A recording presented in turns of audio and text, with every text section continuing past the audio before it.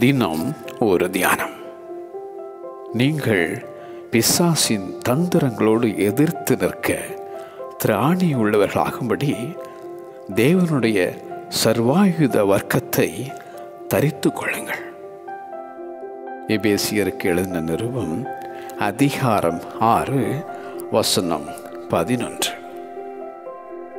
மாம்சத்தோடும் இரத்தத்தோடும் அல்ல, துரைத்தனங்களோடும் அதிகாரங்களோடும் இப்பிரபஞ்சத்தின் அந்தகார லோகாதிபதிகளோடும் வான மண்டலங்களில் உள்ள பொல்லாத ஆவிகளின் சேனைகளோடும் நமக்கு போராட்டம் உண்டு.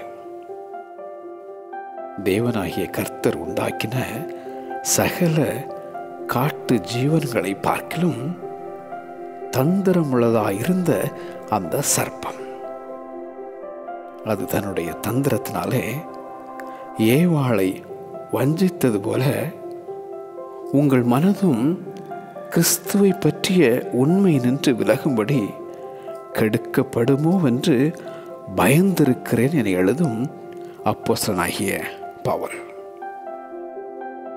சாத்தானாலே நாம் மோசம் போகாதபடிக்கு எச்சரிக்கையாய் இருப்போம். நீங்கள் பிசாசின் தந்திரங்களோடு எதிர்த்து நிற்க திராணியுள்ளவர்களாகும்படி தேவனுடைய சர்வாயுத வர்க்கத்தை தரித்து கொள்ளுங்கள். நீங்கள் பிசாசின் தந்திரங்களோடு எதிர்த்து நிற்க திராணியுள்ளவர்களாகும்படி தேவனுடைய சர்வாயுத வர்க்கத்தை தரித்து கொள்ளுங்கள். ஆமென்.